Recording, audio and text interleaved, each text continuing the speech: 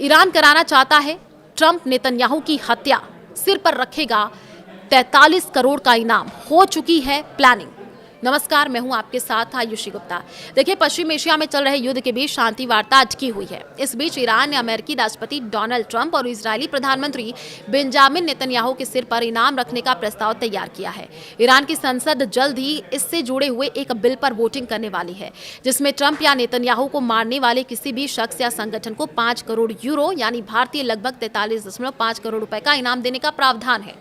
British अखबार the telegraph ने यह खबर दी है। ईरान की नेशनल सिक्योरिटी कमीशन के चेयरमैन इब्राहिम अजीजी ने यह बताया है कि बिल का नाम इस्लामिक रिपब्लिक की सैन्य और सुरक्षा ताकतों द्वारा जवाबी कार्रवाई रखा गया है। संसद के दूसरे सदस्य महमूद नबानियन ने कहा कि ये बिल उन लोगों को इनाम देगा जो ट्रंप और नेतन्याहू को नर्क भेजने का काम करेंगे। ईरान का ये कदम दोनों देशों के बीच सीज फायर की कोशिशों को झटका दे सकता है। क्यों लिया गया ये फैसला, सवाल उठ रहे हैं। ये कदम 28 फरवरी को अमेरिका और इजराइल के संयुक्त हवाई हमलों के बाद उठाया जा रहा है। इन हमलों में ईरान के supreme leader ayatollah Ali Khamenei समेत कई बड़े राजनीतिक और सैन्य नेता मारे गए थे। ईरान का आरोप है कि ट्रंप, नेतन्याहू और अमेरिकी सेंट्रल कमांड के एडमिरल ब्रैड कूपर इन हमलों की जिम्मेदार हैं।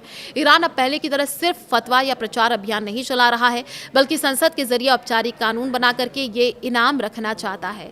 ईरान ने कहा कि अमेरिका के साथ शांति वार्ता आगे बढ़ रही है। दोनों देशों के बीच पाकिस्तान मध्यस्थता कर रहा है।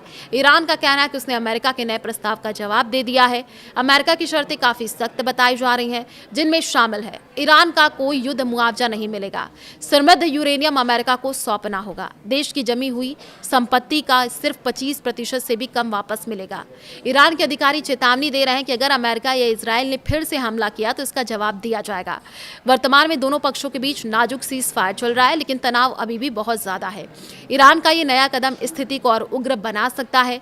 ईरान अमेरिका के बीच नाजुक युद्ध विराम चल रहा है। एक तरफ ट्रंप ने ईरान पर हमले को फिलहाल के लिए टाल दिया है, तो दूसरी ओर ईरान में ट्रंप और नेतन्याहू की हत्या पर इनाम घोषित करने की प्लानिंग चल रही है। ये सीज फायर की कोशिशों को बड़ा झटका दे सकती है।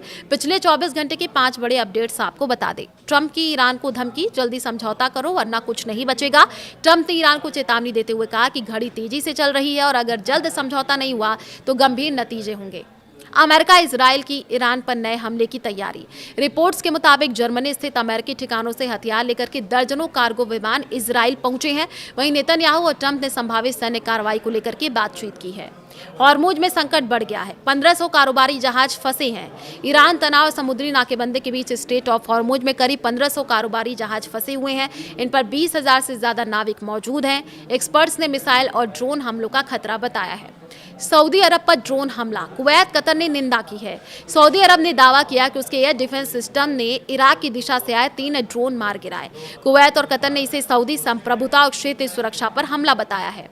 ईरान में लड़कियों को AK-47 ट्रेनिंग।